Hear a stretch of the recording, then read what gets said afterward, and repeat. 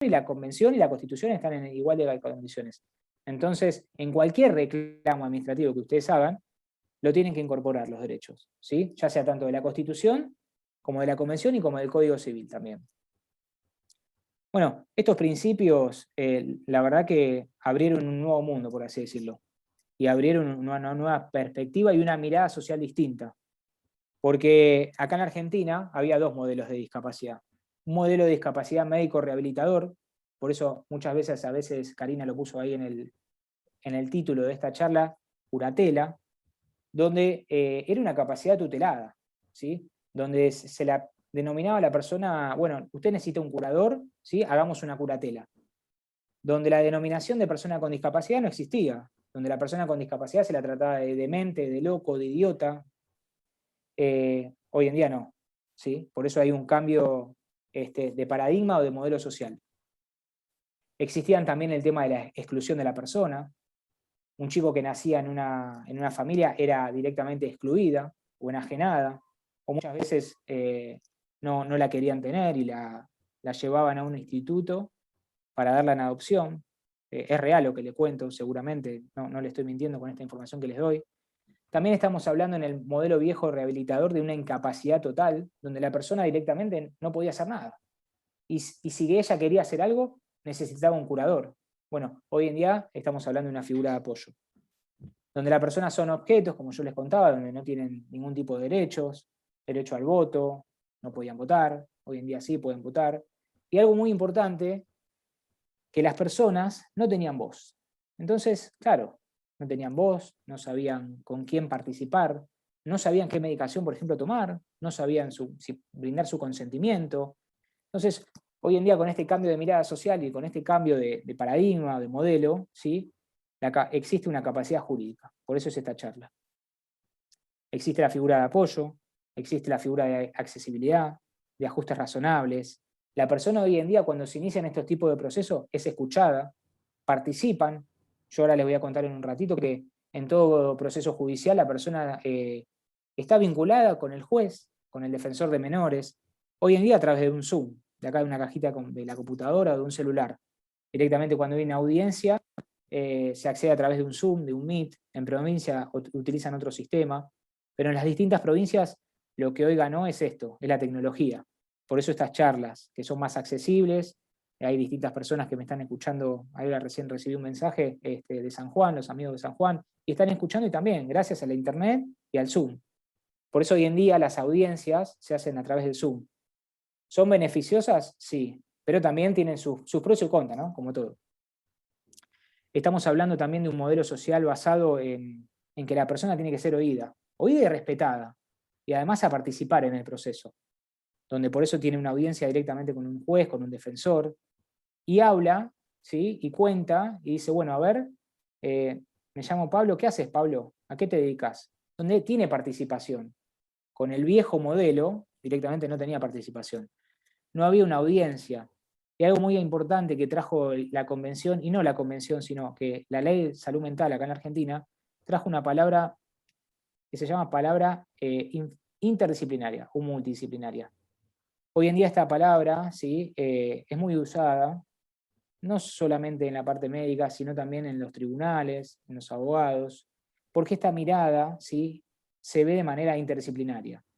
Es una mirada interdisciplinaria porque yo, siendo abogado, necesito la opinión de un médico, de un psiquiatra, de un trabajador social, de un psicólogo, de un terapista ocupacional o de otra persona. Y cuando se elabora un informe interdisciplinario, si bien cada profesional tiene su opinión, hoy en día se realiza un informe interdisciplinario completo, ¿sí? Donde en las conclusiones es una conclusión global, ¿sí? Y participan todos los profesionales. Ténganlo en cuenta eso, al momento de ustedes de poder iniciar un proceso de restricción de la capacidad, que hay un informe interdisciplinario donde la persona se la somete primero a tener una junta médica, una junta evaluadora, donde hay bueno, hoy es por Zoom, pero muchas veces antes de la pandemia, y ojalá que esto después pase, la persona es examinada, ¿sí? En una junta evaluadora interdisciplinaria, que está conformada por un médico, por un psiquiatra, por un trabajador social, por un psicólogo. Y si no lo tiene, si no tiene ese profesional que su hijo necesita, lo tienen que pedir. De hecho, a mí me llegó hace un poquito tiempo un caso en la defensoría de una mamá que tiene un nene con TEL y TEA. Bueno, yo la llamo, ¿viste? La llamo, me presento, que soy abogado de la defensoría, y me interiorizo un poco en esto. Bueno, ¿cuál es el diagnóstico? TEL me dice TEA, y me cuenta un poco la vida. Bueno, digo, ¿qué le parece si la sentencia la ajustamos el día que salga a su hijo? Porque, en fin, en definitiva, lo que estos procesos de restricción a la capacidad, como a veces yo digo, es un traje a medida. Entonces, la mamá se sintió muy agradecida, me dijo, mira, la verdad que es la primera vez que me llaman, más un abogado que se interese en estos temas. Le digo, bueno, pero a mí me gusta poder hablar con la gente, primero para presentarme, para ver, bueno, acá estoy, en qué la puedo ayudar, y también me hace un poco ruido, ¿no? Digo, bueno, ¿por qué quieren iniciar una curatela? La mamá me dice, "Y, curatela", y yo le digo, bueno, no es curatela hoy en día. Tu hijo es mayor de edad, tenía 25 años. Estamos hablando de capacidad. Entonces le explico a la mamá. Me dice, nadie me explicó esto, que no existe más la curatela. Le digo, bueno, yo se lo explico. Entonces, me parece que estas charlas tienen que ir más allá y son muy importantes. Volvamos al modelo social y ya termino. Así nos metemos de lleno en el proceso de restricción a la capacidad. Este modelo social de capacidad también lo que trae, ¿sí?, es de crear estos entornos y estos contextos amigables para las personas con discapacidad. Por eso es muy importante nosotros que no creemos, no tenemos que crear y construir barreras, porque la persona con discapacidad de alguna manera se ve limitada y no puede superar esa barrera. Por eso necesita un apoyo, una mamá, un papá, un referente, o quizás un abogado, un amigo, para tratar de superar esas barreras, ¿sí? Y algo muy importante también, y con esto cierro, el tema de igualdad de oportunidades, ya sea por el empleo, para la educación, para la salud. Y algo también importante que siempre a veces lo charlo con Karina es el tema de la planificación de la vida adulta. Bueno, la convención trajo esto también. En planificar una vida adulta de la persona y en que viva de la manera más independiente posible. Por eso estos procesos de restricción a la capacidad, como yo les contaba, son a medida. Yo acá tengo el código, ¿sí? Lo uso mucho, me sirve mucho, porque hoy en día el código que trajo con esta reforma del año 2015, hablemos de capacidad jurídica y no de curatela. Este juicio de restricción al ejercicio de la capacidad jurídica se rige de distintas maneras, ¿sí? Cuando ustedes van a iniciar este trámite, ¿sí?, tienen que llevar una documentación. Informes médicos, informe interdisciplinario, el diagnóstico, si tienen un CUT, bueno, toda esa documentación previa a iniciar el juicio o el proceso lo tienen que acompañar con la demanda. Es muy importante. Cuanto más cantidad de prueba tengan, o sea, tenga el juez al momento de dictar sentencia, mucho mejor. Entonces, con la demanda directamente, acompaña toda esta prueba. La capacidad general de ejercicio de la persona humana se presume, siempre. O sea, la persona es capaz, ¿sí? Aun cuando se encuentre internada. A veces pasa que inician estos procesos de restricción a la capacidad y la persona está internada. La mayoría de las veces a mí me pasa acá en Capital, un hospital público, hospital privado, hospital Borda, Moyano. Tengan en cuenta que por más que la persona esté internada, estos procesos se pueden iniciar. Tratamos de ver con esta restricción a la capacidad de limitar a la capacidad de la persona, pero esta limitación tiene que ser de carácter excepcional, ¿sí?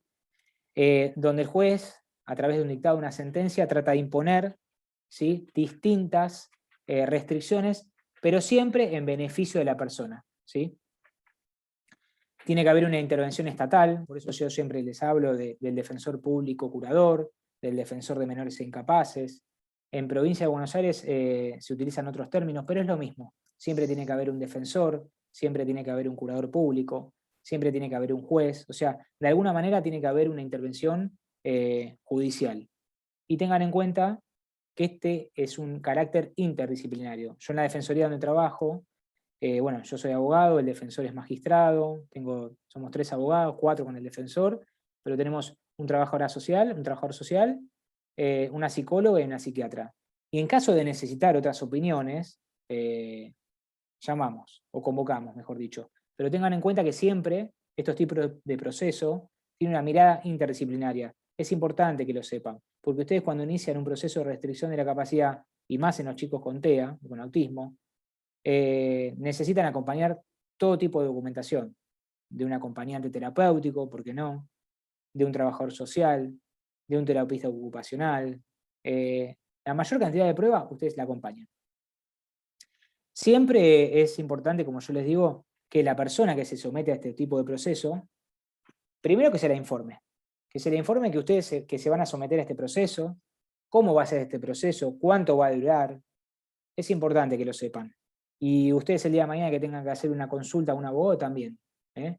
Que traten de explicarle, bueno, miren, yo quiero iniciar una restricción a la capacidad jurídica a mi hijo, ¿podés por favor informarme? ¿Podés decirme en qué consiste? ¿Cuáles son las etapas judiciales y procesales? Eso es importante.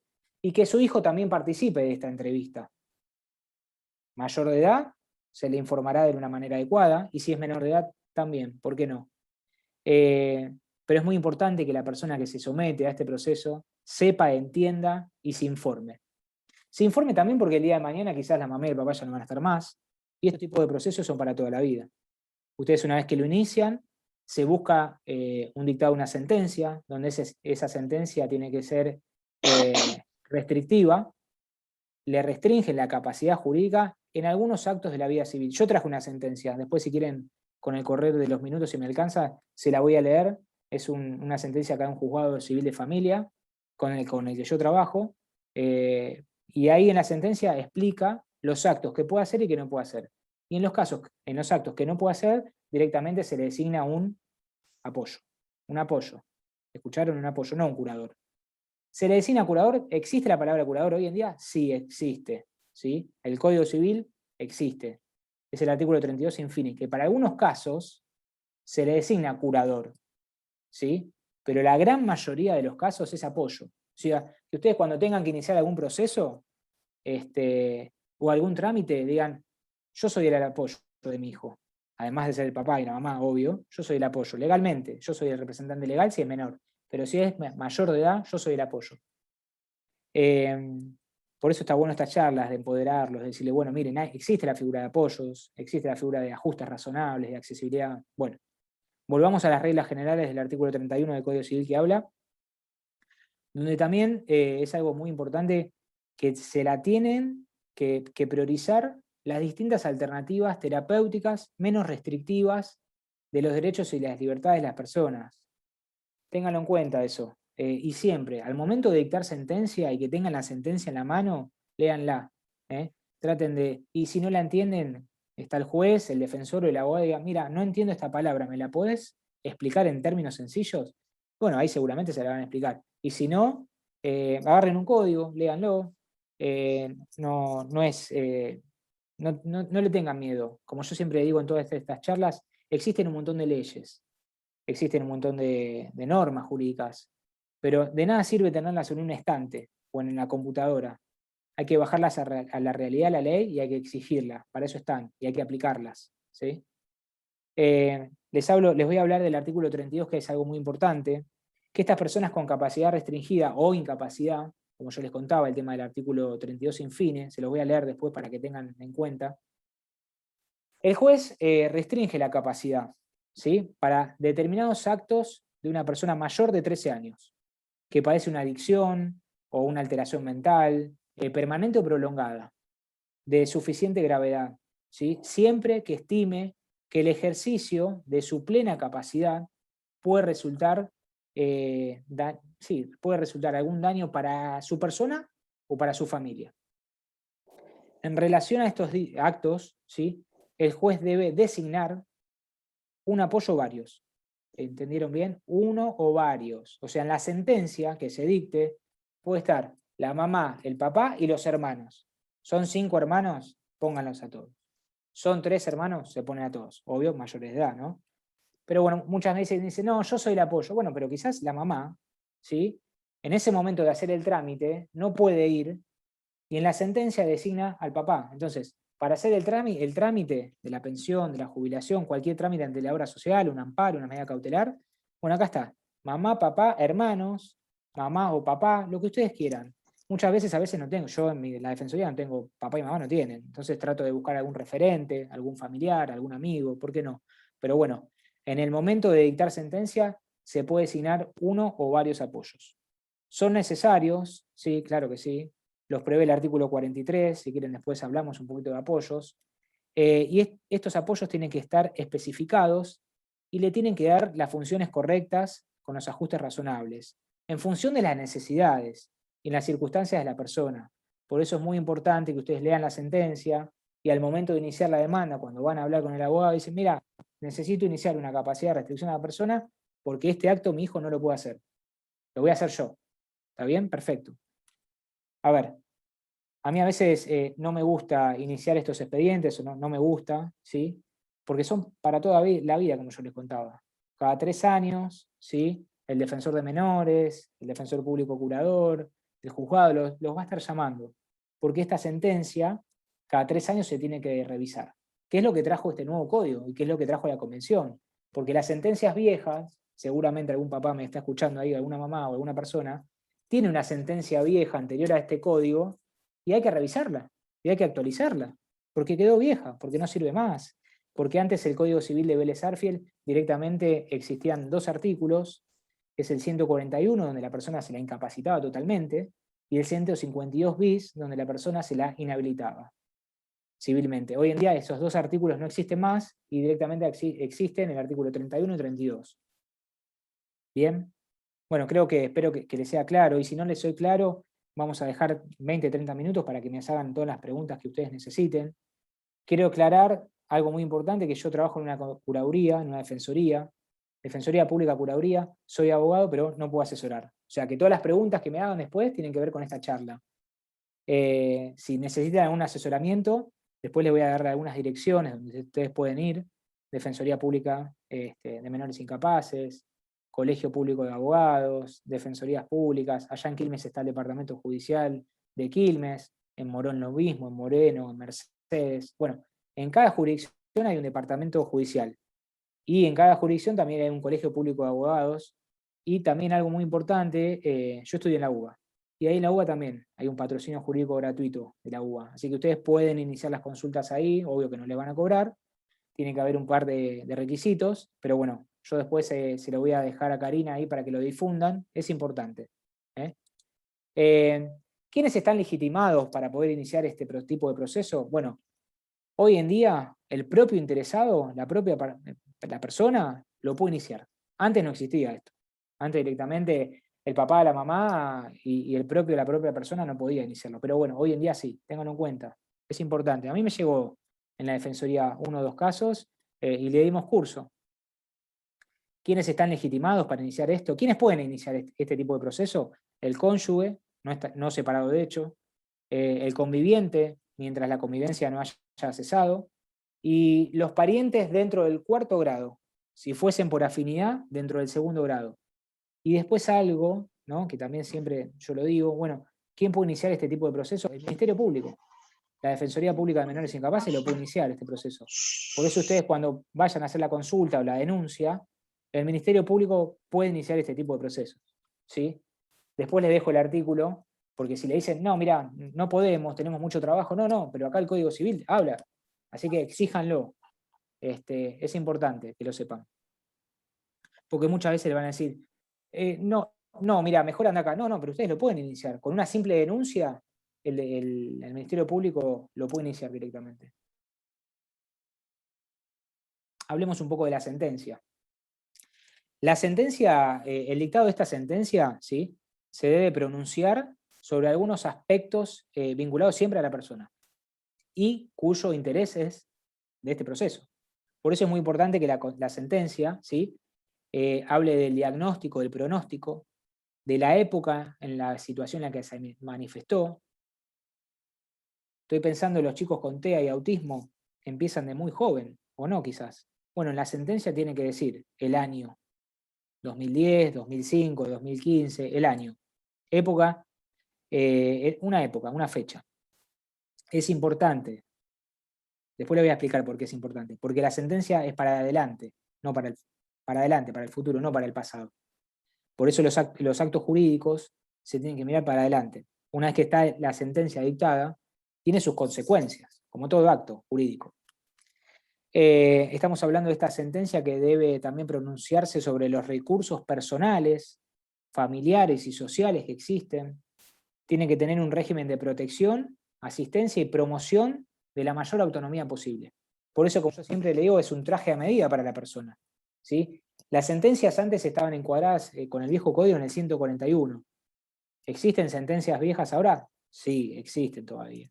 ¿Hay que revisarlas? Sí, hay que revisarlas. Si usted tiene una sentencia vieja ahí en el cajón, sáquenla, vayan al juzgado y digan, miren, la necesito revisar, mi hijo hoy en día no es más 141, tiene una capacidad jurídica y hay que actualizarla. Yo acá tengo una sentencia.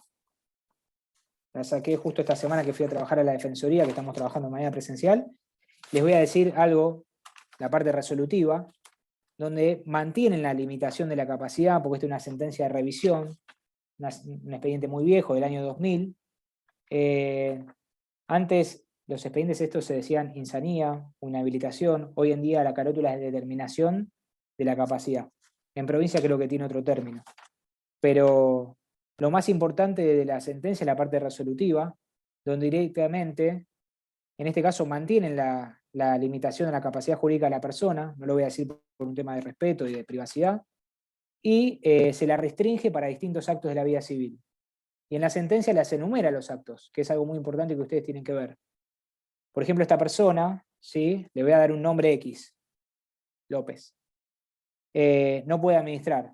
Entonces, el apoyo tiene que administrar. Y en la sentencia tiene que decir que el apoyo, ¿sí? Este acto lo tiene que hacer. Por ejemplo, acá dice para administrar y disponer bienes inmuebles, inmuebles registrables, para administrar y disponer de grandes sumas de dinero, para estar en juicios diferentes al presente, para todo trámite que debe realizarse ante la Comisión Nacional de Pensiones Asistenciales o ante la ANSES o ante la obra social o medicina prepaga, incluida la gestión y obtención y administración de los recursos de salud. Es muy importante que sepan esto, porque las sentencias nuevas tienen que decir esto, porque ustedes, papá, mamá, la persona que me esté escuchando, si necesitan iniciar algún amparo el día de mañana, esta sentencia a ustedes los habilita para iniciarla, porque les da legitimidad, ¿sí?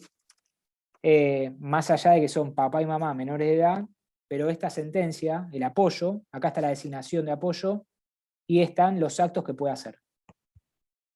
Para prestar el consentimiento informado en centros de salud, para prestar suministros de medicación y o realización de tratamientos médicos, psicológicos o psiquiátricos que se propongan. Para todos estos actos se mantiene como persona de apoyo con facultades de representación, con excepción del punto E, que el punto E es prestar consentimiento informado, se lo designa al defensor público curador, que en este caso es el doctor Damián Emergier, que es el titular a cargo de la defensoría donde yo trabajo. Quien ejerce en el ejercicio de su función deberá actuar de modo de promover la autonomía y favorecer las decisiones que respondan a las preferencias de la persona. Además, esta sentencia acá en Capital se inscribe en el registro civil, se inscribe. Hace muchos años atrás, cuando salía una sentencia, se la escriba también en el registro civil de cada provincia. En cada provincia hay un registro civil, en Quilmes, en Morón. Bueno, ahí se hay que escribirla. O sea, cuando sale la sentencia, ¿sí? Directamente el juez la tiene que escribir. Es importante que se escriba, ténganlo en cuenta. Bueno, después de la sentencia le dan una copia de este papel, de esta sentencia, para que ustedes lo tengan, la persona de apoyo, porque la necesitan para iniciar cualquier trámite. Algo muy importante que, acá lo dice, notifíquese personalmente o por cédula a la persona, a la señora, en forma personal. Estas sentencias tienen que estar notificadas de manera personal. O sea, cuando reciban la sentencia, la persona, o sea, en este caso López, Joaquín, se tiene que notificar personalmente. Como yo les contaba, estas sentencias, hoy estamos en el año 2021, cuando sale la sentencia, ¿sí? 2021 tiene una duración de 3 años. O sea, dentro de esos 3 años, la sentencia esta va a ser revisada. Por eso se inicia una etapa de revisión de sentencia, donde, como yo les dije, de parte de la Defensoría, de la Curaduría, la van a estar llamando, del juzgado también lo mismo, le van a hacer un informe social, un informe interdisciplinario y una junta evaluadora nuevamente, para ver si la situación de la persona cambió. Quizás el apoyo no está más, quizás la persona no vive sola, quizás vive en un hogar, en un geriátrico. Bueno, Las situaciones son variantes, fueron cambiando a lo largo de estos 3 años, por eso, de alguna manera, hay que revisarla.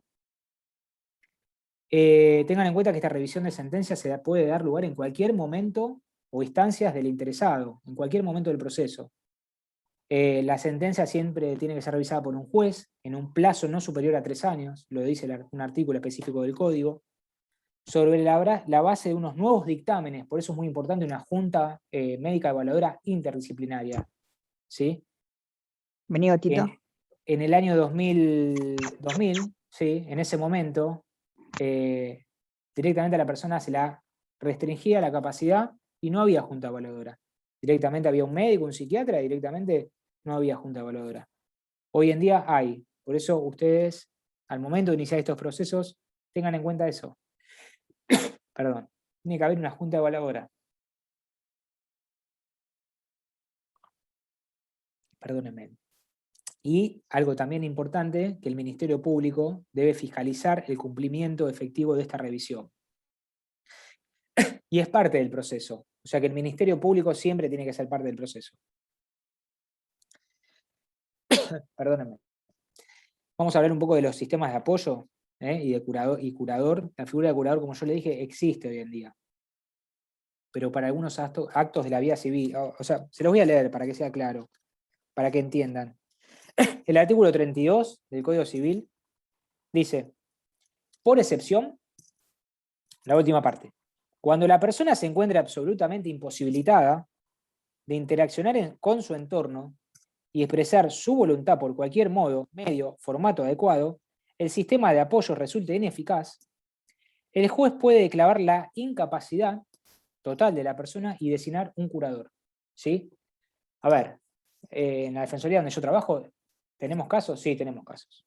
Entonces directamente no se lo designa apoyo, se lo designa curador. Obviamente que no lo decido yo. Hay una junta evaluadora que dice, bueno, en este caso especial no hay apoyo. Directamente la mamá o el papá es el curador. Hay un montón de casos hoy en día que me están pasando y cada vez más. Creo que se está dando, de alguna manera están aumentando estos casos. Pero bueno, en el momento de que ustedes cuando vayan a asesorarse con el abogado tengan en cuenta, bueno, vengo a iniciar el restricción a capacidad, y ustedes digan, miren, no sé si es figura de apoyo o curador, pero bueno, eso lo tiene que ver el juzgado. Y sobre todo a veces el tema de los informes médicos, ya sea tanto del cuerpo médico forense, acá en Capital existe el cuerpo médico forense, que ahora por el tema esto de la pandemia están trabajando de manera virtual, todo por Zoom o por WhatsApp, pero bueno, es importante que una junta evaluadora la vea a la persona, para, para verla y sobre todo ver qué tipo de enfermedad tiene, si puede hacer algunos actos, si puede comprender, el ver el tema del tratamiento, la medicación, las redes que tiene, es importante. El sistema de apoyo hoy en día se da a través del Código Civil, que es el artículo 43. Hoy en día habla el Código Civil, pero esto o sea, no viene del Código Civil, no surge del Código Civil, sino lo trae la Convención. Ténganlo en cuenta eso. ¿Cuál es la función del apoyo y quién lo designa? El juez. El juez designa el apoyo. Se entiende por apoyo, primero, cualquier medida de carácter judicial o extrajudicial. Por eso las sentencias, como yo les leí hace un rato, la sentencia designa apoyo. Puede ser judicial o extrajudicial. Este apoyo tiene que facilitar la vida de la persona. ¿Sí? Muchas veces en las sentencias designan ahí a la persona como apoyo, pero previo al dictado de una sentencia, no sé si les conté, pero bueno, vamos un poco a la parte procesal. Cuando ustedes inician este proceso en los juzgados, el expediente se abre a prueba, ¿sí? Es un periodo de apertura a prueba que el código dice 30 días, pero muchas veces en la realidad no pasa, a veces puede ser 1 año, 2 años. Ojo, con esto de la virtualidad cambió mucho y los tiempos hoy en día son mucho más rápidos. Por eso si en el momento de que ustedes estén pensando de iniciar una restricción a la capacidad, quizás es un buen momento esto porque es todo virtual, las audiencias son de manera virtual, la junta médica, como le dije, es virtual.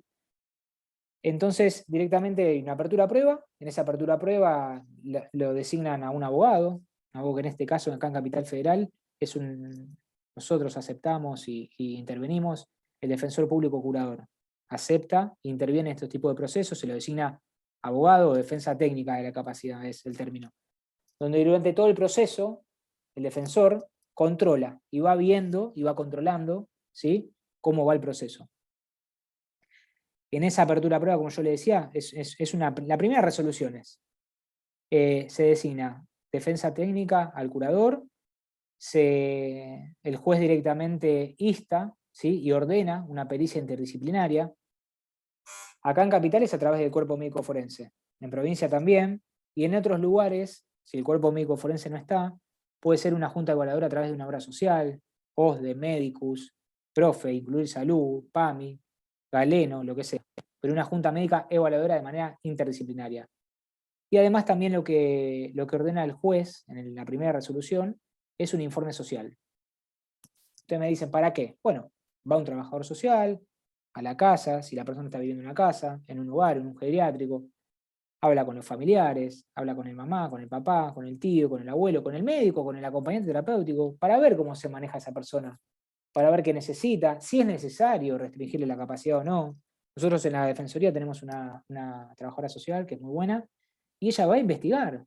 Hoy en día con la pandemia, nosotros estamos trabajando de manera presencial, y esta se llama Verónica, y ella siempre quiere ir a verlas. Me dice, Nico, yo no puedo más con la pandemia, la necesito ir a ver a la persona. Y digo, bueno, anda a verla. Mi jefe Damián también dice lo mismo. Y sí, Vero, anda a verla. Porque en las entrevistas, ¿sí?, se ve y se toma contacto de qué manera está viviendo en una habitación, cuántos baños tiene, si la heladera está llena, si no tiene obra social, si no tiene pensión, si no tiene jubilación. Todo eso lo detecta la trabajadora social, ya sea tanto en una defensoría como del juzgado. En el juzgado también tienen. En los juzgados también tienen trabajadoras sociales. Y también tiene que hacer el mismo trabajo. Tienen que investigar o indagar, como yo les digo. Si hay una mamá, si hay un papá, cómo está viviendo la persona, qué actividades hace, si va al colegio, si va a una escuela, si va a estudiar, si trabaja, si no trabaja. Bueno, todo eso lo ve el trabajador social. No solamente el trabajador social detecta esto.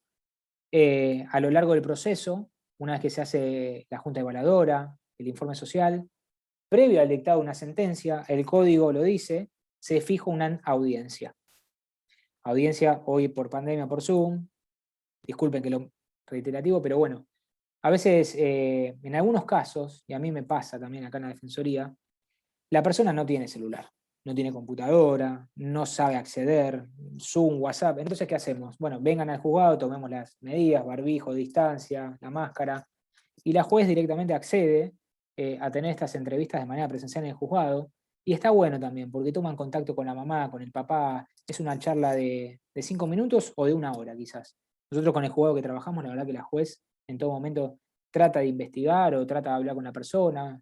Me acuerdo que siempre le pregunta, bueno, ¿qué haces? ¿A qué te dedicas? Y hablan, y hablan. Y ahí en la charla, lo que nosotros no lo vemos, o que en realidad no lo ve la trabajadora social, en esa charla de café, por así decirlo, salen cuestiones muy importantes. ¿Por qué no?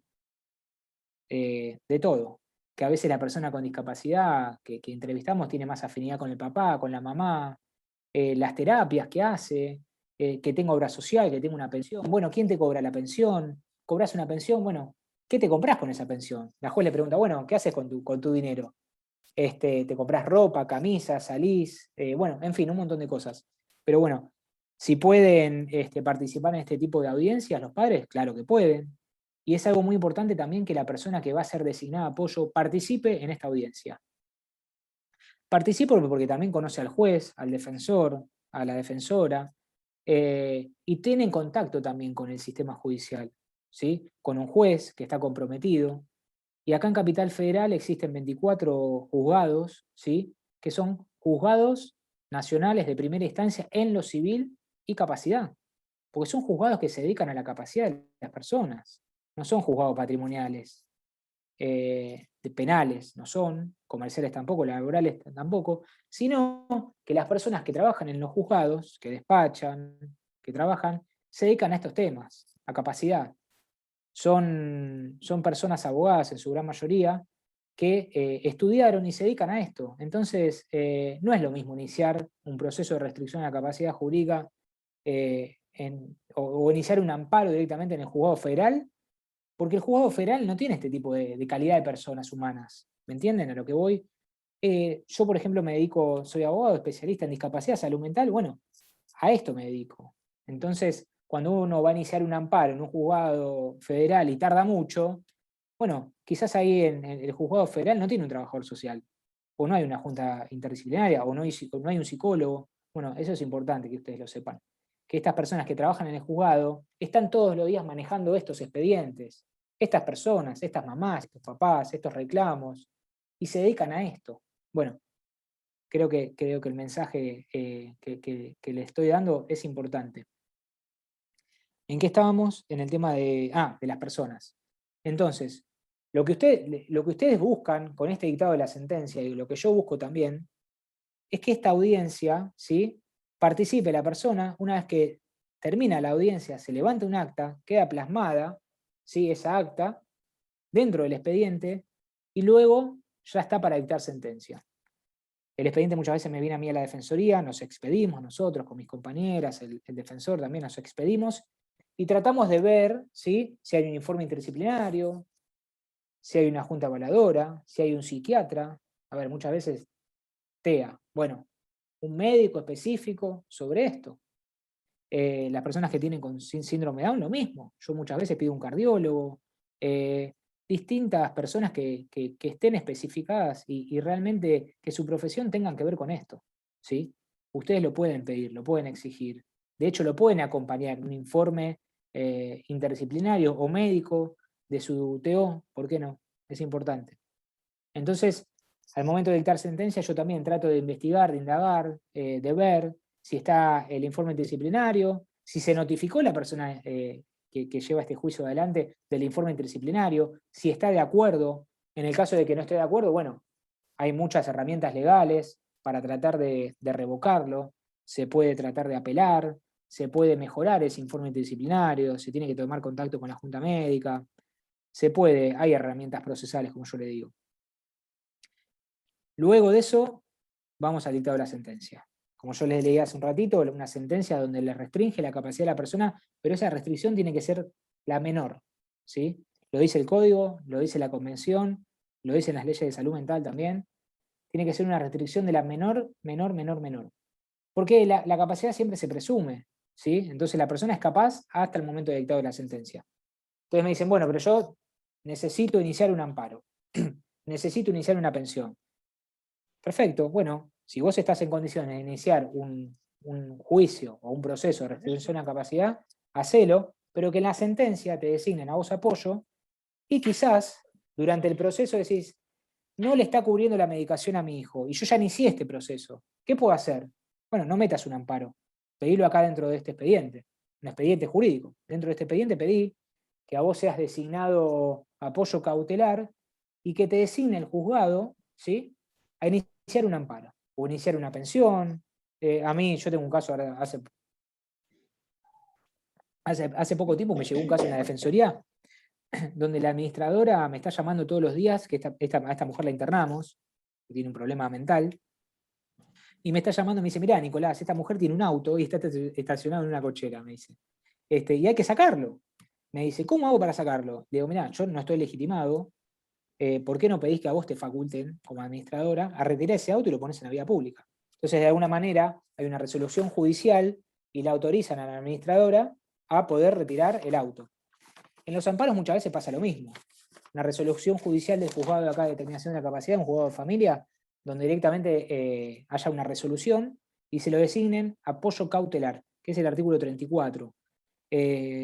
Cuando van a hacer la consulta al abogado, díganle, miren, ¿por qué no hacemos el artículo 34? ¿Por qué no lo pedimos? Es importante. Hoy en día el artículo 34 resuelve un montón de cosas y está bueno utilizarlo porque es previo al dictado de la sentencia. Entonces, si ustedes necesitan hacer algún trámite urgente en una obra social, no están esperando la sentencia. Directamente piden un artículo 34. Yo después, si quieres, se lo leo el artículo 34, acá lo tengo. Dice, artículo 32, medida cautelar. Durante el proceso, el juez debe ordenar las medidas necesarias para garantizar los derechos personales y patrimoniales de la persona.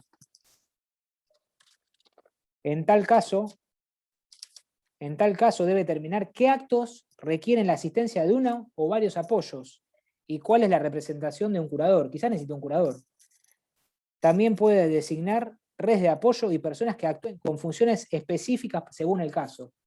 sea, si van a hacer alguna consulta al abogado o ahora tienen iniciado una restricción a la capacidad, dígale, mirá, necesito yo ser designado apoyo para este trámite específico, para iniciar la pensión. Bueno, directamente el juez, a través de una resolución, lo designa a esa figura, papá, mamá, tío, tía, lo que sea, para apoyo y específicamente para iniciar ese trámite. Obvio que en la sentencia lo va a decir, por supuesto, pero para ganar tiempo. Bueno, como le decía, la sentencia también tiene que tratar, ¿sí?, de distinguir aquellos actos que la persona puede realizar y que no puede realizar. Si hay actos, ¿sí?, por ejemplo, mi hijo tiene una pensión y no puede cobrarla, no puede administrar el dinero, bueno, en ese caso el apoyo se lo va a administrar. Se lo va a cobrar también, ¿por qué no? Bueno, estas sentencias son para eso, por eso son a medidas. Y en todo momento, como yo les digo, tiene que participar la persona. Y cuando se dicte la sentencia, la persona que se somete a este proceso también tiene que leerla.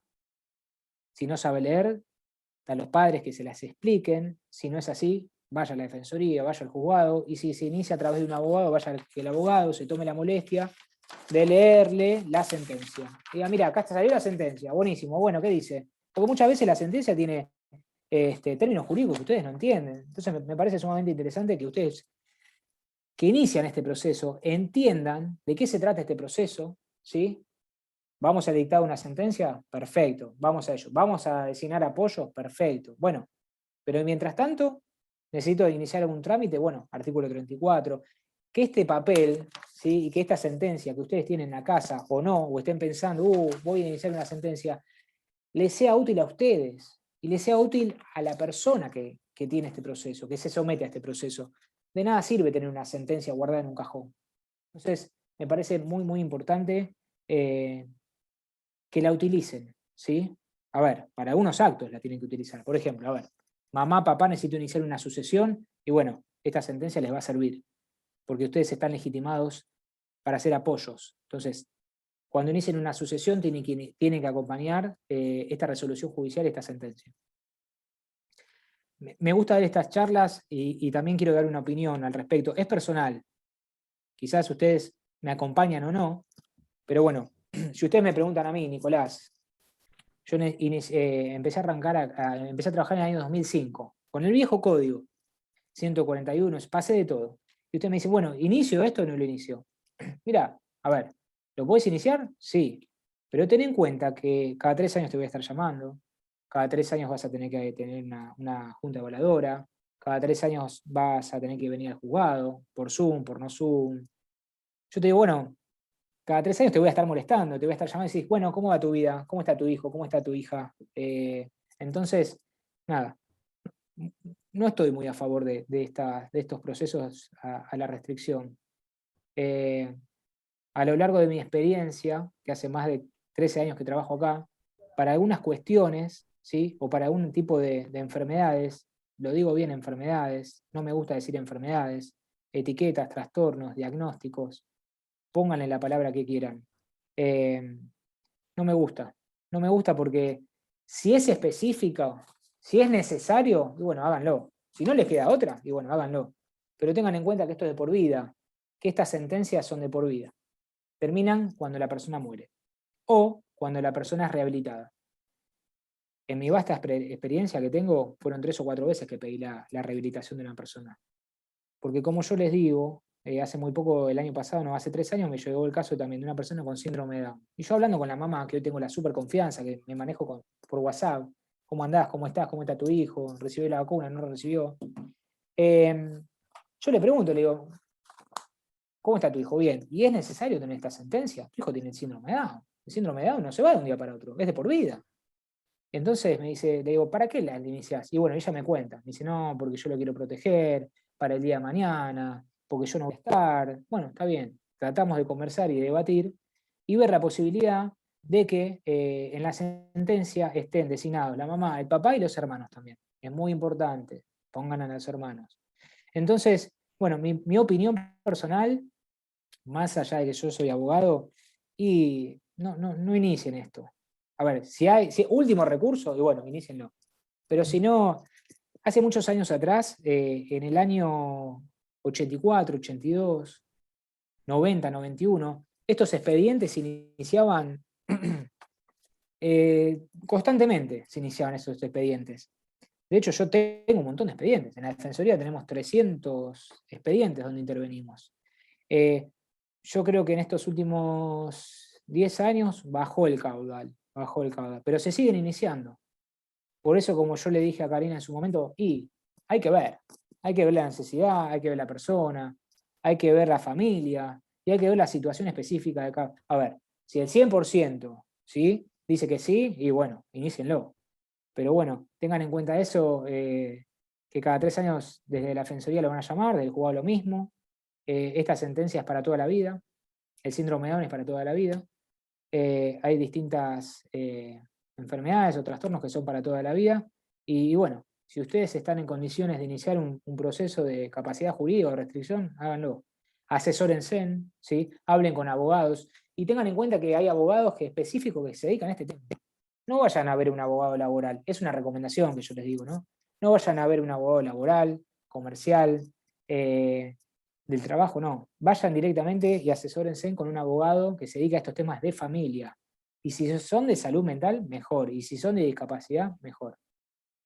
Bueno, Cari, ¿cómo estamos de Bueno, tiempo? 1 hora.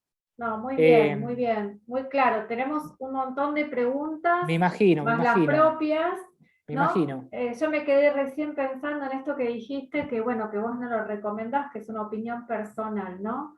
Está muy bien. Y yo te pregunto, ¿cómo se representa legalmente una persona que no tiene ningún apoyo asignado cuando es Hoy en, mayor de edad? Por ejemplo, si yo no hubiera hecho este proceso y me convertirme yo en el apoyo definitivo, permanente, así me designaron a mí en el caso de mi hija. ¿Quién la representaría legalmente si yo no iniciaba el proceso? qué pregunta, pero bueno, yo soy abogado, te voy a contestar la pregunta que dice acá el código. Ujú, Las personas menores de edad, ¿sí?, los representantes legales son los padres, lo dice el ujú. código. Cuando uno cumple mayoría de edad, adquiere la mayoría de edad, ¿quién es el representante? Y uno mismo. A ver, Bueno, vos tenés, tu hija tiene, ¿cuántos años tiene? 28 años. 28 años, quiere comprar un auto. Ujú. Ella misma puede comprar un auto. No te necesita vos para comprar un auto. Al Bueno, momento del, espera, ya sé la pregunta que vas a hacer. Al momento de firmar el boleto de compra-venta del auto o los papeles en la concesionaria, ¿lo puede firmar tu hija? ¿Sabe que está firmando? no. Bueno, perfecto. Por eso vos le tenés que iniciar un proceso de restricción a capacidad, o por eso el auto no tiene que estar a nombre de ella, o por eso un montón de cosas. Pero bueno, cuando uno adquiere la mayoría de edad, es capaz, y es responsable de sus propios actos. ¿Puede comprar? Sí, puede comprar. Hay que ver si está en condiciones de comprar ese auto. Al momento de firmar, bueno, vení, vamos, compremos, sí, mamá, compremos, ponemos la plata, todo, pero al momento de firmar, ¿y está en condiciones? Y yo no sé si está en condiciones. Las escrituras pasa lo mismo, el inmueble pasa lo mismo. Bueno, compremos el primer, bueno, está bien. Hay que ver en qué condiciones está. Ujú. Por eso te digo Bien. que estos procesos, a ver, son un arma de doble filo. ¿Por qué? Porque, a ver, tu hija tiene 20 y pico. Vos se lo Ujú. iniciás ahora y cuando tenga 50 años va a tener el mismo proceso. Quizás tiene otra sentencia, porque hoy en día le restringen, ¿sí?, los derechos a tu hija. Tiene 100 derechos, le restringen los 90 derechos. ¿Sí? Pero cuando llegue a 50 años, quizás ella es mucho autónoma. O quizás el día de mañana, dentro de 10 años, tu hija no necesite tener una sentencia. ¿Por qué? Por autonomía, por independencia. Y bueno, hay que demostrarle al juez, decirle, bueno, miren, la vamos a rehabilitar, perfecto, yo te rehabilito. Tráeme toda la prueba, ¿sí? Veamos una junta médica evaluadora de vuelta, tráeme toda la prueba y yo te rehabilito. Tengamos la audiencia. Y ahí en la audiencia vemos si está para rehabilitar o no. Yo en la Defensoría trato de plantear estas rehabilitaciones. Se hace difícil. Hay que abrir cabezas, muchas cabezas. Pero creo que no es imposible, Karina. Yo a vos te lo dije, no es imposible. ¿Y sabés qué? Hay que ir con la ley, hay que ir con la ley, con el único instrumento y con la convención, para tratar de haber camino. Porque la convención habla de accesibilidad, la convención habla de capacidad jurídica.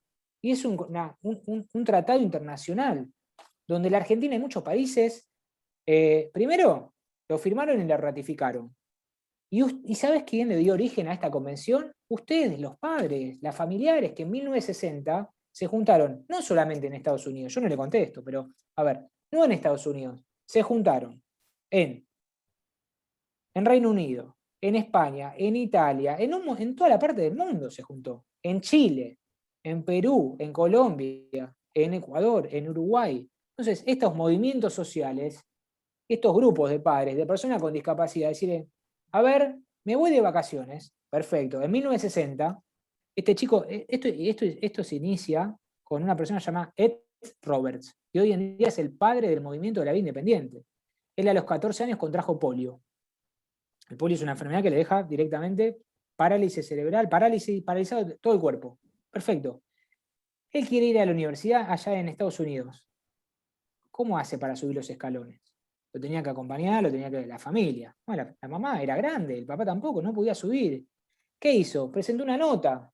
Dice, señores, quiero estudiar. Quiero estudiar, pero tengo escalones. Ustedes me crearon una universidad con escalones. Bueno, acá estoy yo, quiero estudiar, yo tengo derecho a estudiar. Tratemos de derribar esos escalones y esas barreras para que estudiemos. Tratemos de lograr una accesibilidad en todos los espacios físicos, en todas las plazas. Tratemos de derribar estas barreras que nosotros mismos creamos para que las personas con discapacidad se sientan integradas y no se sientan más excluidas. Apuntemos a eso. Es mi deseo, es lo que le recomiendo, es tratar de derribar estas barreras. Por eso es importante que cuando vos me decís, y bueno, iniciemos el proceso, sí, bárbaro, pero creo que no es imposible. Yo estoy tratando de que el juzgado me dicte una sentencia en lenguaje claro y accesible para una persona que tiene TEL y TEA. Y acá en Argentina hay muy pocos que hacen esto con esta idea de, hay juzgados que lo hacen. Conozco, en Córdoba conozco, acá en Argentina también, el juzgado 76. El doctor Diego Coria creo que fue uno de los primeros, la doctora Adelina Navarro, que es una defensora pública, también lo pidió. Vos sabés que yo doy clases ahí en la UBA con ella, y ella fue una de las primeras, y lo logró. Y a través de esos logros se trata de cambiar el mundo, se trata de cambiar esta mirada jurídica. Vos lo que estás haciendo con tu grupo de red, y tratamos de cambiar el mundo. Es así, creo que es así. Tengo otra pregunta más y la dejo a Marta. Bueno, ¿qué papel juega el CUD en este proceso? Mirá, si lo podés tener el CUD y acompañar, bárbaro, perfecto. Ahora, si no tenés CUD, bueno, es una prueba más el CUD. Te doy mi experiencia. Nosotros, sí, cuando iniciamos este trámite, o me inician estos expedientes, se abre a prueba el expediente y yo miro, ¿viste? Voy mirando el expediente, ahora de manera digital, miro la computadora. Pero cuando tenía el papel, miraba el expediente y me fijaba si tenía CUD y no tenía CUD. ¿Por qué es importante el CUD? ¿Por qué es importante? Porque con el CUD podés gestionar la pensión no contributiva. Entonces, mis defendidos y los defendidos, las personas que representábamos, asistíamos, le tramitábamos la pensión no contributiva y tenían que tener el CUD. Si no tienen CUD, hay que gestionarlo. Vos sabés que yo te conté que donde yo trabajo, la gran mayoría de los asistidos no tienen familia. No tienen mamá, no tienen papá, y el único referente que tienen soy yo, o el defensor, o mis compañeras, o el trabajador social, o la psicóloga, el equipo de trabajo, como yo le digo, me gusta decir. Entonces, somos referentes. Yo tengo una persona que vive acá en Belgrano, que la tengo ahora en WhatsApp, y me manda WhatsApp sábado y domingo, y es como mi tía, ¿me entendés? No me molesta para nada, y siempre le pregunto y la tengo conectada. ¿Sabés que logré? Que esta persona viva sola. Estuvo 20 años internada en el Hospital Moyano. Yo le gestioné la pensión derivada y le gestioné la reparación histórica. Hoy gana más de 60.000 pesos. Pero bueno, ¿es importante tener el CUD? Sí. ¿Hace falta tenerlo? Sí. Si no lo tengo, ¿qué pasa? No pasa nada. A ver, para iniciar este proceso judicial, el código procesal es muy claro. Un informe médico interdisciplinario, firmado por un psiquiatra, por un psicólogo, y pruebas médicas. Con eso ya iniciás el proceso. Marta. Hola, Nicolás, te quiero hacer una pregunta. Nosotras, como mamás y los papás, generalmente manejamos este barco de nuestros hijos desde muy chiquito, peleamos frente a las obras sociales y demás, llega una edad que, según lo que entendí, puede necesitar, como vos decís que no, pero ponele que, digamos, él tiene un nene que cumple 18 años o la edad que sea de mayoría de edad, que ya es capaz, ¿no es cierto? Perfecto. Él no tiene la capacidad para defenderse, porque no sé, habla poco, no se entiende, no quiere pedir o hacer un amparo frente a la obra social, ¿sí? Sin esta determinación, ¿sí? ¿Él puede? Sí, claro que sí, lo puede iniciar. ¿Por qué no? Aunque no tenga la capacidad, o sea, no sepa lo que está haciendo. Marta, mira, legalmente lo que dice el código, a ver, ¿el amparo lo podés iniciar? Sí, lo podés iniciar. ¿Cómo se inician los amparos? Y a través de un abogado. Sí, O sea, claro. tu hijo va a tener que contratar un abogado para iniciar el proceso del amparo. Y mi pregunta va después. Contratar, Marta, ¿entendés la palabra? Contratar. O sea, va a tener que ir a ver a un abogado, Sí, sí. no se firma el contrato ni nada, pero lo va a llamar y decir, bueno, mira, necesito, la obra social no me está cubriendo la medicación. 20 años. Bueno, ¿qué hacemos? Bueno, va a un abogado y le dice, mira, y quizás a veces un abogado, un amigo, uno tiene que ser un abogado, una matrícula, capital, provincia, No, lo que pero sea. yo me refiero, ponerle que iniciemos el proceso de determinación, ¿no? Vos dijiste que tenemos juntas, le hacen evaluaciones. Uno, como papá, es el que más conoce los apoyos que su hijo necesita, ¿sí? Uno puede refutar con peritos propios o doctores propios al juez y decirle, ¿se está equivocando en la determinación que le está poniendo? Por supuesto, por eso es muy importante, como yo te dije, el tema de la notificación. Cuando uno se inicia este expediente, ¿sí? Hay se llama apertura a prueba, ¿sí? Que es la primera resolución. Esa resolución tiene que estar, la persona, o sea, tu hijo, vamos a dar el ejemplo de tu hijo, tiene que estar notificado, ¿sí? Cuando hay una evaluación interdisciplinaria dentro del expediente, que es el artículo 631 del Código Civil, del Código Procesal, tiene que estar notificado. Tu hijo se tiene que notificar, ¿sí? Tu hijo tiene que leer el contenido que dice ahí. ¿Por qué lo tiene que leer? Porque tiene que saber lo que están poniendo los peritos. Y si hay algo que no te gusta, lo tenés que impugnar. Por eso a eso voy. Yo tengo como mamá, aunque él sea capaz, poder impugnar. Ese informe se impugna. Ok. ¿Sí? Porque Claro que sí. me parece como que si uno lo deja, no sé, te hago un ejemplo. Nosotros hacemos evaluaciones que llevan mucho tiempo y generalmente lo hacen gente profesionales que los conocen a los nenes.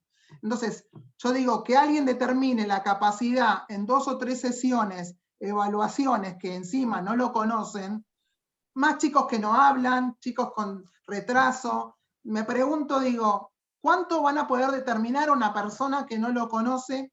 No te digo de impugnar todo, pero uno puede llegar a acordar o lo que determine el juez es así, uno le... Mirá, te voy a dar un ejemplo básico. Como yo te contaba, tengo un caso en la Defensoría que tiene TEA y TEL. Llamé a la mamá, hablé, y bueno, el cuerpo médico forense no tiene un médico especialista de TO, no tiene. No tiene. Entonces, ¿yo qué voy a hacer? Yo voy a tratar de conseguir un TO para que me haga un informe, que me explique acá la enfermedad del hijo, el trastorno, cómo se lleva a cabo, y que me dé un informe interdisciplinario o médico. Y le voy a acompañar el expediente. Y se lo voy a ver llamar a la mamá.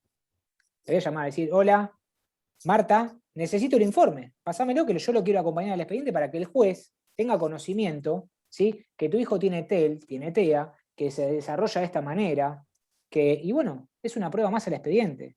Hay que acompañarlo, hay que acompañarlo. No, por eso digo, porque si uno lo deja como que la junta evaluadora, no sé, yo por ejemplo, en 5 meses, ODE me mandó a 2 juntas evaluadoras por una prestación que pedí. Lo que pasa y que vos... dije, me está exponiendo al COVID, y si le dejamos que la junta evaluadora determine, me parece como un montón. Tal cual. Yo soy re peleador igual, pero me parece o sea, me parece que uno tendría que llegar con el juez a congeniar, pensando en que como vos dijiste que esto es eterno, me parece como un montón que sea para toda la vida, entonces digo, cuando yo no esté, o sea, un juez va a decir lo que él le puede, ¿entendés lo que? No sé si soy... Sí, te entiendo, pero mirá, vos tenés que distinguir que estos son dos procesos judiciales distintos. Por un lado, está el amparo y la medida cautelar, que estos expedientes se inician acá en Capital, en juzgados federales. O no, depende, la obra social, depende. Pero bueno, amparo por este lado. Y por este lado, proceso de restricción a la capacidad jurídica, que es otro proceso distinto al amparo, y la gente que trabaja en estos juzgados son profesionales específicos y que se dedican a eso. ¿Me entendés? Que se dedican al tema de capacidad. Acá en la Capital Federal son 24. ¿Sí?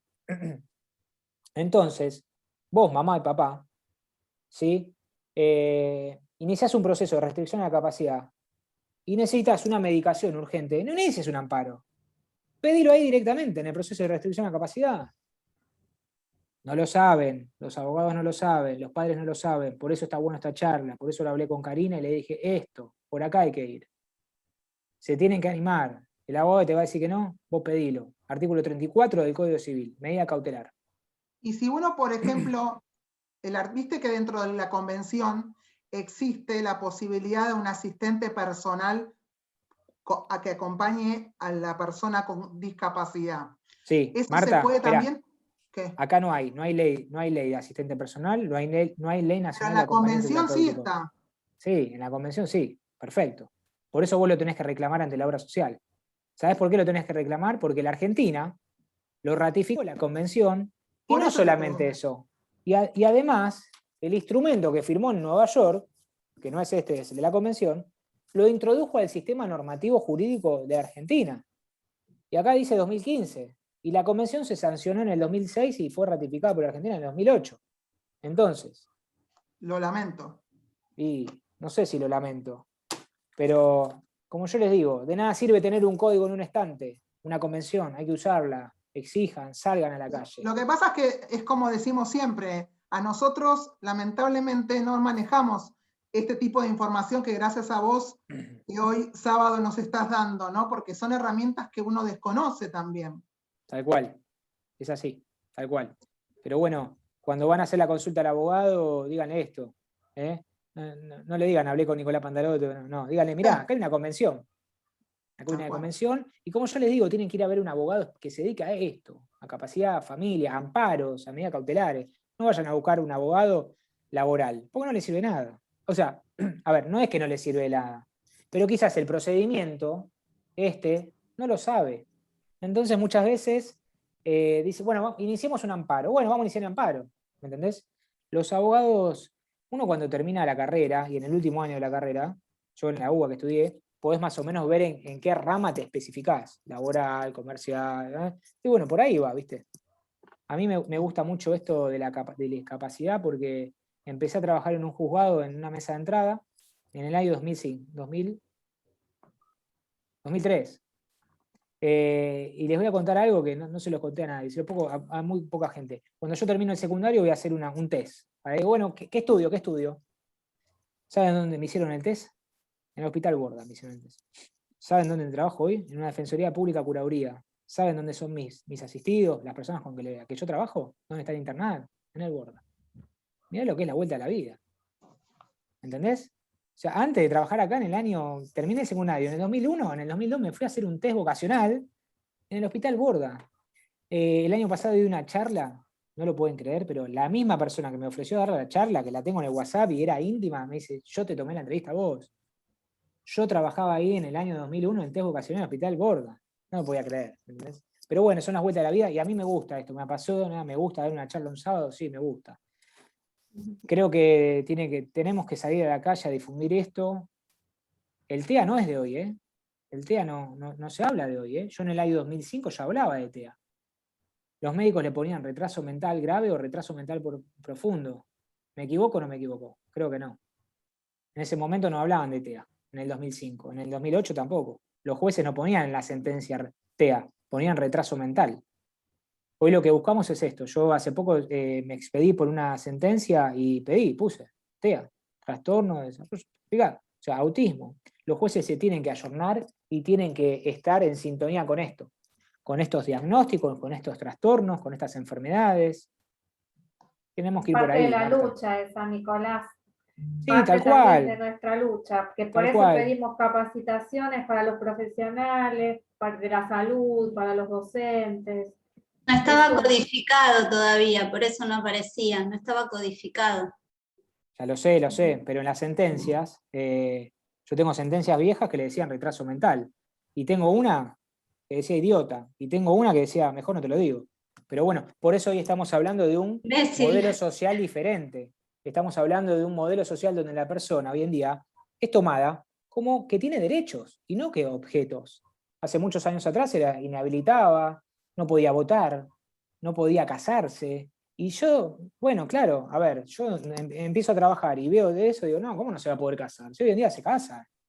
Hoy en día la familia puede tener un hijo, puede. Bueno, tenemos que romper este paradigma, tenemos que romper y abrir cabezas.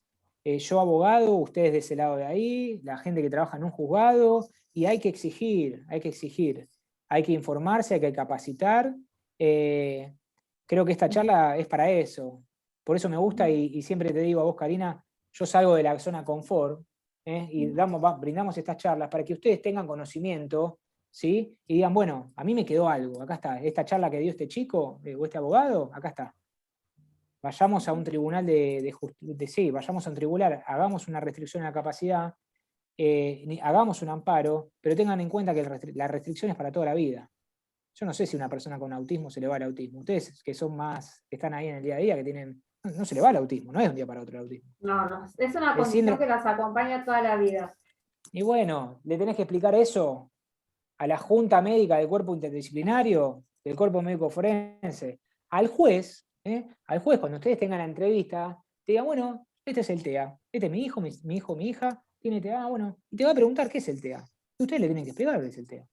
A mí también, yo cuando llamo a la mamá, digo, bueno, ¿qué diagnóstico tiene, qué enfermedad tiene, qué se dedica? Está bueno, participen en esas audiencias si pueden, y exíjanla también, de manera presencial, por Zoom, lo que sea. Digo, bueno, quiero hablar con la juez, para que conozca a mi hijo, tiene un montón de trabajo, sí, tiene un montón de trabajo. Hay un montón de expedientes, pero los jueces, muchas veces que estamos mal vistos nosotros, en estos casos no estamos mal vistos, porque en estos casos nosotros tomamos contacto con la persona. El juez te pregunta, bueno, Pablo, ¿qué haces con los 3.000 pesos? Y Pablo le mira y le puede decir, nada, o le puede decir, me compro cigarrillo, o le puede decir, compro milanesa, ¿me entienden? Entonces, esas entrevistas están para eso, para que la juez conozca y sepa. Hay que ir por ahí, hay que ir por ahí. Totalmente. Bueno, Gise, vos tenías guardadas un par de preguntas con Mariela que sacaron de Sí. Facebook. Sí, buenas tardes. Hay preguntas por el chat también que vamos a ir leyendo con Mari. Dale, cómo no. Una es, ¿en las provincias también rige esta legislación? Sí, claro, el Código Civil es a nivel nacional. Toda la Argentina, el Código Civil, toda la Argentina. En Jujuy, en Salta, Mendoza, Código Civil, sí, claro. Y para dejar bien limpio, digamos, ¿cómo se denomina la nueva legislación?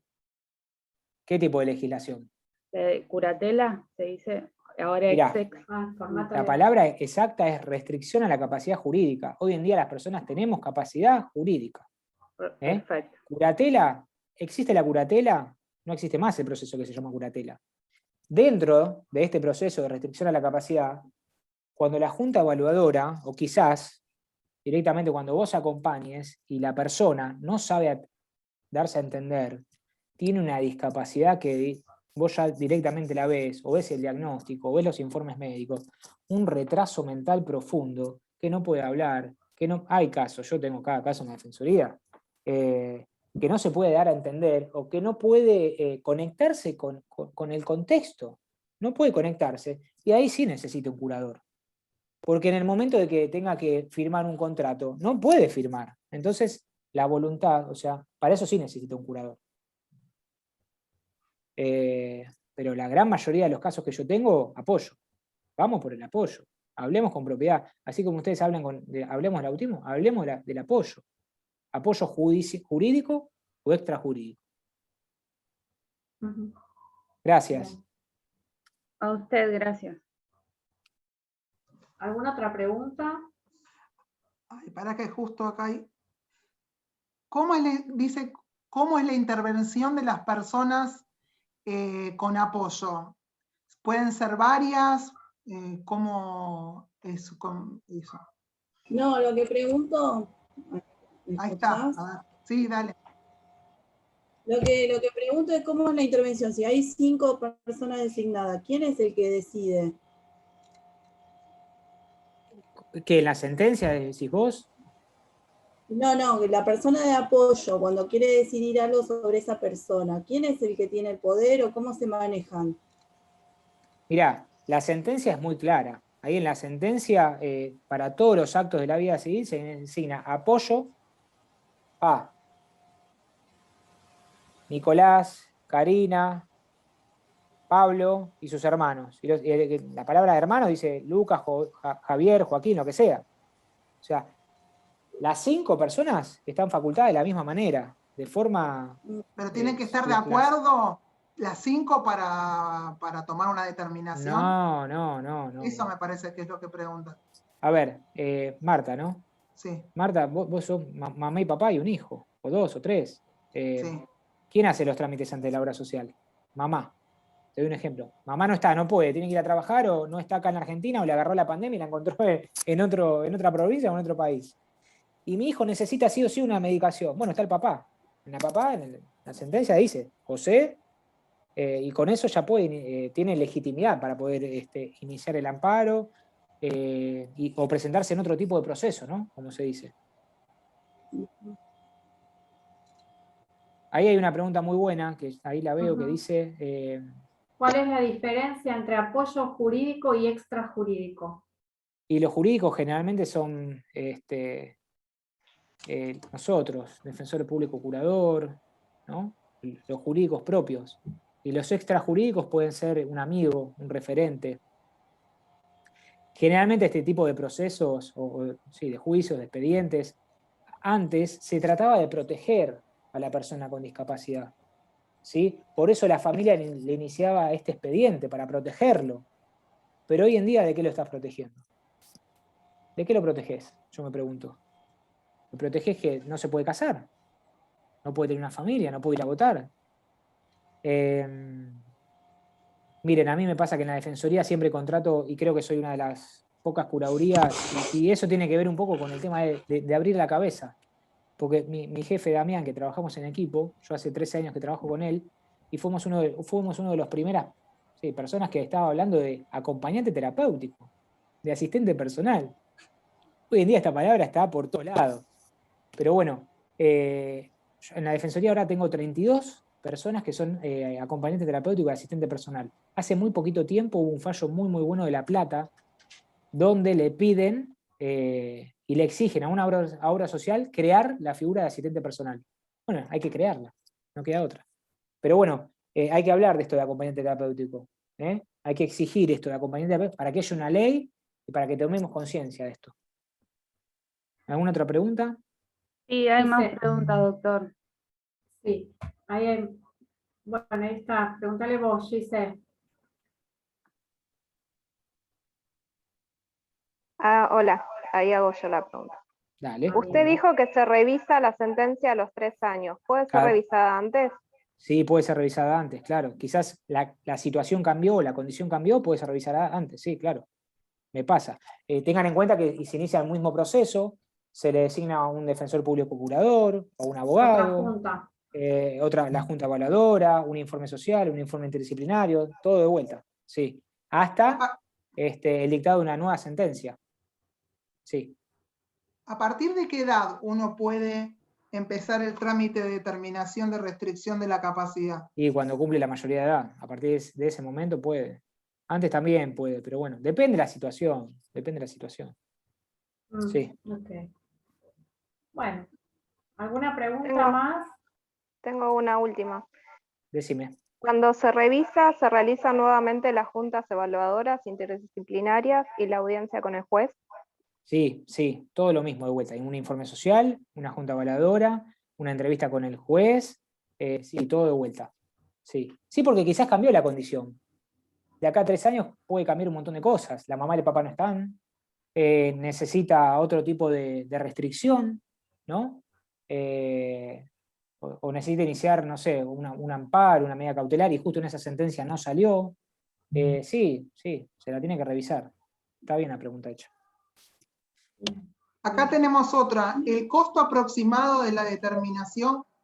No sé, yo soy abogado, trabajo en una defensoría, no, en ese Te tema lo digo no. yo. Te lo Te debo, digo te lo yo. debo. En privado, por Después te la favor. cuento en No quiero privado. decir, no ¿Qué quiero saber. derechos, le preguntan qué derechos le otorga la determinación?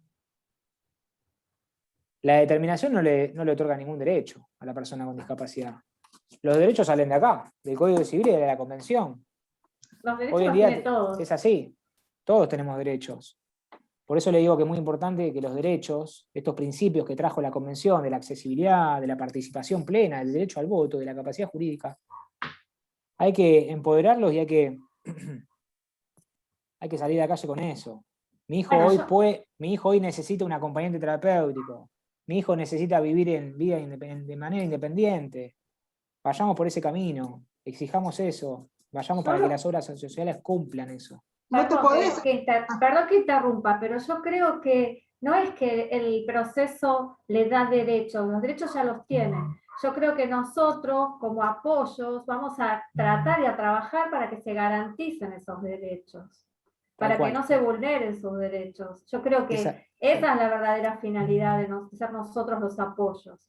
En el caso de Antonella tiene un alto porcentaje de discapacidad, y bueno, y tuvimos que hacerlo de manera forzada, porque la verdad que hay que asistirla, ¿no? Pero me parece que más que nada apuntamos a eso como apoyo, a garantizarle los derechos. Todos los que ya tienen, pero bueno, trabajar para eso. Tal cual. Yo quiero decir algo, yo me sumo... Me sumo porque la Defensoría Pública, las 20 que están acá, defendemos, pongo la bandera, defendemos estos derechos que tienen las personas con discapacidad. Y tengan en cuenta que nosotros tenemos ¿cómo decirlo? Un panorama, una población vulnerable, muy vulnerable, que son los niños, las mujeres y las personas con discapacidad. Lo dice la Constitución y lo decimos nosotros día a día. O sea, los chicos que tienen autismo, que tienen TEA, son muy vulnerables. Por eso creo que los padres, los defensores, todos, tenemos que defender esos derechos. ¿Tienen derechos? Sí, hay que exigirlos y hay que defenderlos. La felicito. Porque tiene... Pregunta súper interesante esta. Dale, hagamos dos más y dale. Decime. En caso de que la persona quede sola a cargo del Estado, ¿cuál es el camino que toma el Estado? ¿Dónde vive y a quién se le asigna para cuidarlo? Mira, acá en Capital Federal a mí, a mí no, porque no soy el defensor, al defensor público curador. Sí. Sí. Son 20, acá en Capital Federal son 20. Tengan en cuenta algo que no se los dije, pero se los quería decir. Para iniciar este tipo de proceso, ¿sí? Lo más importante es dónde se inicia, en qué jurisdicción, el DNI de la persona. Ustedes tienen el DNI que dice, no sé, Quilmes, bueno, en Quilmes tienen que iniciarlo. Dice Morón, en Morón hay que iniciarlo. Dice Mercedes, en Mercedes. Dice Capital Federal, dice en Capital Federal. Si ustedes lo inician en otro lugar, y quizás se lo pueden rebotar o lo mandan a la jurisdicción correcta. Pero bueno, ténganlo en cuenta. Bueno, una pregunta más. Sí, a ver, ¿Dónde lo llevan a vivir? Pregunta Patricia. ¿Dónde lo llevan a vivir? Y yo trato de que viva en su casa. Si no tiene casa, y bueno, buscar algún hogar, algún geriátrico, algún parador, y ver la posibilidad. Yo tengo ahora chicos jóvenes que tratamos de sacarlo, estaban en situación de calle, y hay que buscar un hogar. Y si no es un hogar, alguna institución. Sí. Le iniciamos una pensión no contributiva, una pensión derivada, el CUT, tratamos de gestionarle medicación, acompañante terapéutico, sí, todo eso. Bueno, podemos tener otra charla si querés, Karina, a fin de año. Sí, pero bueno, la idea es tratar de concientizar, y yo creé una cuenta en Instagram que se llama disca.derecho para informar y concientizar sobre los derechos de las personas con discapacidad. Porque creo que, en el año 1960, como les dije, sí, después búsquenlo, porque es increíble la lucha de esta persona. Luchó y consiguió esto, que sea admitido en una universidad. Y no solo eso, si ustedes ponen Ed Roberts, es el padre del movimiento de vida independiente. Ed Roberts, o sea, fue Eso el pregunto. primer militante del movimiento de vida independiente. ¿Qué es lo que apuntamos nosotros acá? En España, bueno, son pioneros. Acá en Sí. Argentina la trajo. Ojalá lleguemos acá a tener los departamentos como tienen en España.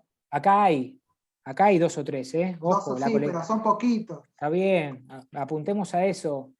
Karina, hay que hacer una ley, hay que trabajar una ley sobre estos hogares. Ustedes que están ahí del otro lado y pueden, hay que hacer una ley. ¿Por qué? Porque el Estado tiene que tomar intervención y el Estado tiene que proteger y tiene que hacer estos hogares.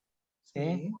Es una opinión, pero me parece que sí. Creo que la colectividad judía tiene, en España hay, pero acá también hay de a poco, pero hay que hacerlos.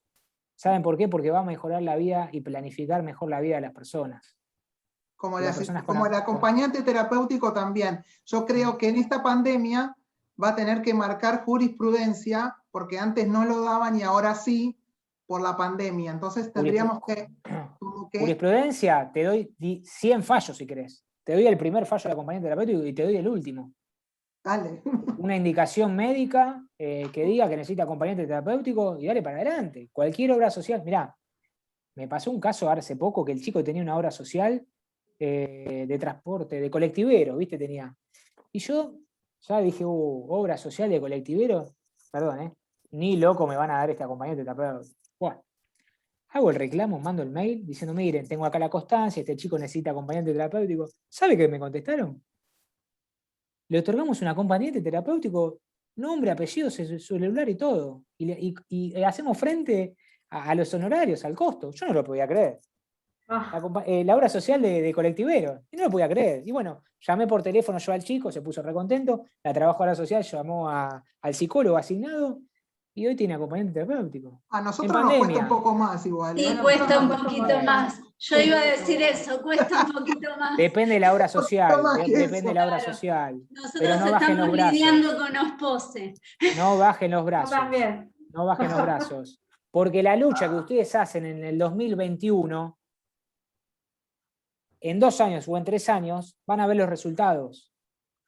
Esta figura de acompañante terapéutico yo la contrataba en el año 2005. Nadie hablaba de acompañante terapéutico. Hoy tengo 30. Todas las defensorías públicas, curadurías también tienen. A mí me lo dieron hasta diciembre. Mucha pelea tuve, ¿no? Pero bueno, pero hay que renovarlo. Vayan, renóvenlo. A ver, sus hijos necesitan acompañante. A veces también es que no es que lo quieren dar, sino que, bueno, es los honorarios que le pagan al pobre acompañante terapéutico. Lo sé muy bien. Yo lo sé muy bien, ¿por qué? Porque yo, ¿saben con qué le pago? Con una pensión no contributiva a los asistidos que yo tengo. Y la pensión no contributiva, cuando yo la inicié, es risueño. Fueron de 4.000 pesos. ¿Saben cuánto está ahora una no contributiva, una PNC? 12.000. Y no me alcanza para nada. Pero con ese poquito que yo tengo, si la obra social me da un subsidio, saco la plata de ahí y le pago. Es lo que tengo. Mientras trato de hacer el amparo o la medida cautelar, lo que sea, pero es lo que tengo y le sirve a la persona. Bien. Pero bueno, es todo casero. Yo sé que te tenés que ir, Nicolás, pero... sí, Karina, no es que me tengo que ir. A las 7 cierra todo y a las 8 también. Sí, una que ahí levantó la mano Karina, que es de Gualeguaychú, y no la quiero dejar sin Dale, vamos. que le responda. Bueno. Y nos vamos. Perdón, dale. Una consulta. Acá en Gualeguaychú tenemos muchos institutos que forman a acompañantes terapéuticos, entre comillas, en cursos de 8 meses. Y les dan el certificado de acompañante terapéutico. La obra social provincial, si no están certificados, si no son de universidad, no los toma. Lo sé, pero eso que en la localidad tenés 6 certificados. Lo sé muy bien. Lo sé muy bien. ¿Qué se puede hacer con respecto a eso? Sí, tantas cosas se pueden hacer. Primero contame una. No, primero, ya que sos allá de Gualeguaychú, se está gestando y se está dando origen a que la ciudad sea más accesible. ¿Me equivoco? Hay un proyecto que se presentó hace muy poquito. Sí. Sumen ahí. Estoy al tanto. Sí, estoy acompañando ahí. Sumate, hay que acompañar a ese proyecto. Sí. Primero, te felicito porque de acá a un par de años se va a hablar de eso.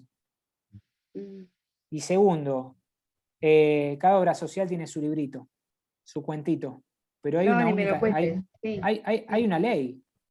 Y no hay una ley sobre en Gualeguaychú. Hay una ley a nivel internacional, que es esta convención que yo les decía. Si la convención dice acompañante terapéutico, dice asistente personal, háganla valer. Jorge me dio por ese exijan, artículo. Por él, exijan. Para eso está. Yo creo que la ley hoy en día quedó chica. Quedó chica. ¿Por qué? Porque vino la pandemia, porque fue sancionada en el 2006, 2008. Fue la primer convención a nivel internacional. ¿Había otras? No. Había tratados, acuerdos, pero no esto. De acá a 10 años ojalá haya otra, y de acá a 20 años haya otra. La tecnología vino para Acá quedarse. de todas maneras tenemos un problema bastante importante con la obra social provincial, porque por ejemplo el director te dice a los medios que salen muchas leyes especiales, pero esas leyes, la reglamentación no dice de dónde va a salir el dinero, entonces ellos no tienen para solventar. Bueno. Y que en discapacidad se le va más de la mitad de lo que ellos recaudan. En dos palabras, o sea, las personas con discapacidad tienen la culpa de Lo más entiendo. servicio de la obra social. No, te contesto. Sí. Vos dijiste que el director de la obra social no tiene dinero para afrontar eso. Sí. ¿De quién depende la obra social? Vos me lo dijiste hace un rato. De la provincia. Listo. ¿Contra quién hay que ir? ¿A dónde hay que hacer ruido? Y sí, Contra la provincia. Es que es así. Es así, lamentablemente es así. Es así. No en los pueblos, pero en las ciudades chicas, en las provincias chicas, en Río Negro. Yo ahora estoy hablando muy seguido con un chico que está en San Juan, acompañante terapéutico, y yo lo que le cuento acá me dice, pero Nico, vos estás en España, vos estás en la Champions League, me dice. Porque es algo increíble de tu trabajo y lo que vos hacés. Venite a trabajar acá a San Juan, no tenemos nada de eso. Y él es pionero, es trabajador social, tiene un grupo, es acompañante terapéutico, da clases, se forma, pero en San Juan no tiene nada, no tiene nada. Hablé con un chico también en La Rioja y no tiene nada. Por eso creo que estos movimientos, lo que ustedes están haciendo es fabuloso y hay que replicarlos en toda la Argentina para que haya más, Estamos en toda la Argentina, Nicolás. Lo sé. Somos la red federal. Tiene que haber más voces. Más voces tiene que haber. Sí. Bueno, la verdad que te agradecemos un montón. De nada. Sí. Gracias por este tiempo. Estuviste, la verdad que más de 2 horas Me contestándonos. gusta. Sí, sé que sos un apasionado igual que nosotros. Lo hago porque me gusta, vos sabés. Sí, lo sé. Y bueno, nada, Karina tiene ahí mi mail, mi teléfono. Yo lo único que no puedo asesorar, porque trabajo en una defensoría, no puedo asesorar, pero les puedo orientar con esto de las leyes. Y bueno, acá estamos. Gracias. Me quiero ir con una frase, que la anoté acá. Esperen, ¿eh? Vamos.